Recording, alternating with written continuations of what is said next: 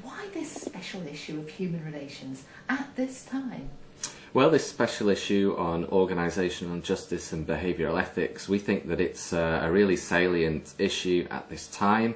From a practitioner point of view, you only have to look at the daily newspapers. You know, here in the UK alone, there are ongoing stories of phone tapping, MPs' expenses, heads of utility companies being paid huge bonuses at a time when their corporation is not necessarily paying the tax that we all expect. And thus these bring to question issues, we think, of the behaviours of individuals at work and whether or not those behaviours are what we would expect as a society and as employees of those organisations.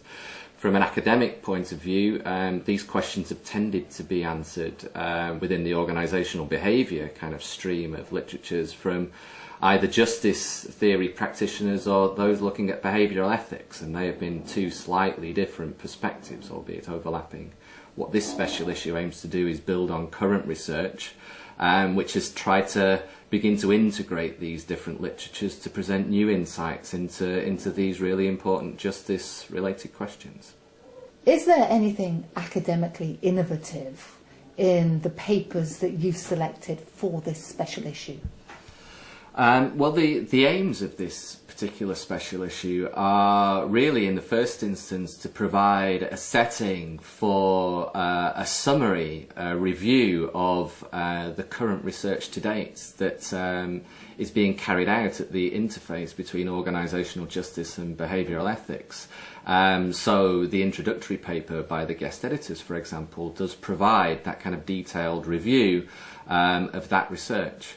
Building from that review paper, we have then 5 innovative papers that have begun to explore further how behavioural ethics research has begun to help answer some of the key justice research questions. So just as an example, Rob Folger and colleagues have provided a really important new kind of theoretical discussion on how deontic motives of justice might inform people's decisions and reactions to issues of ethics and fairness at work. And at the other extreme, we have a paper by Niek Hugevust and his colleagues looking at how and why leaders in organisations might provide voice to their employees. Voice being one of course, the key elements of a more just and fair system within organisations. As a group of editors putting together this special issue, what were the common themes emerging from the papers you looked at? In the past, justice research has tended to be dominated by models which are instrumental or relational in nature, so justice matters because it's important for your kind of personal gain from a system, or it matters because it's important for your kind of your relationships with people in organisations. But a common theme in this special issue has been the idea that justice is a basic human right of individuals, that individuals respond to injustice and unethical behaviour, whether it's directed towards them or towards others, and they respond very often retributively towards their employer if they think that their employer has behaved in an inappropriate way.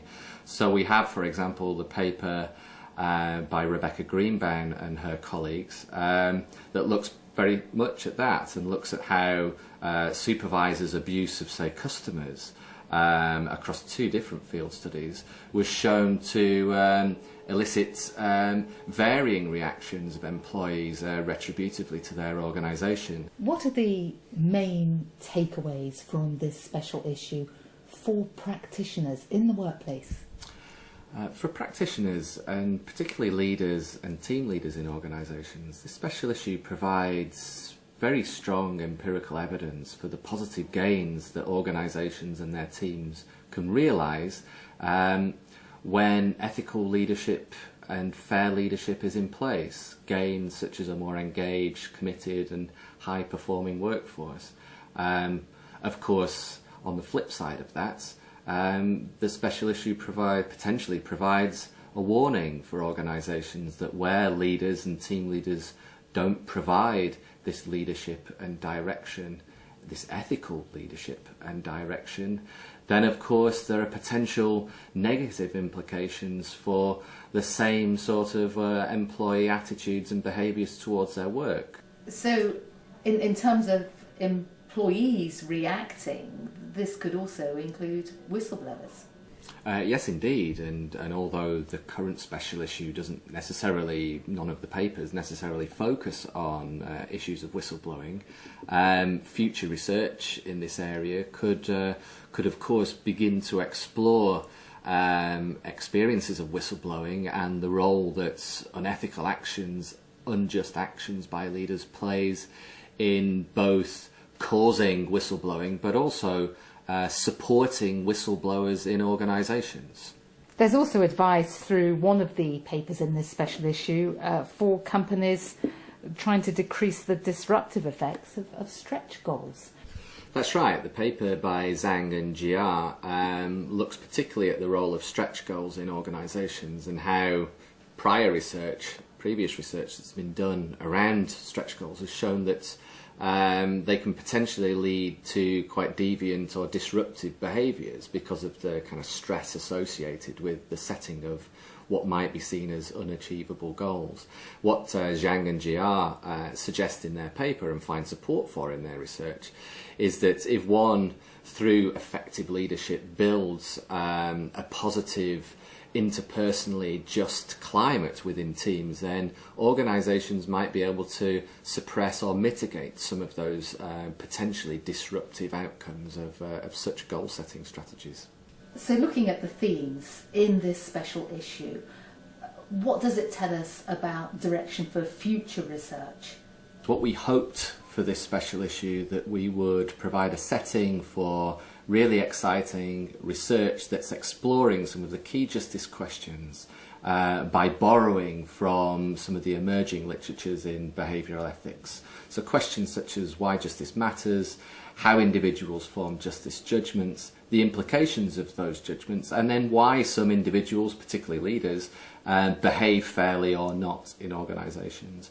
What we hope going forward is that this special issue will provide a really strong platform for more research at this interplay between justice and behavioural ethics. Whether that research draws on a particularly dominant theme in our special issue on the role of ethical leadership, or whether it focuses on more specific HR practices like the setting of stretch goals, I think what we can be certain of from this special issue is that there are a number of exciting avenues for future research that can provide organisations and academics with new insights into ethics and justice at work.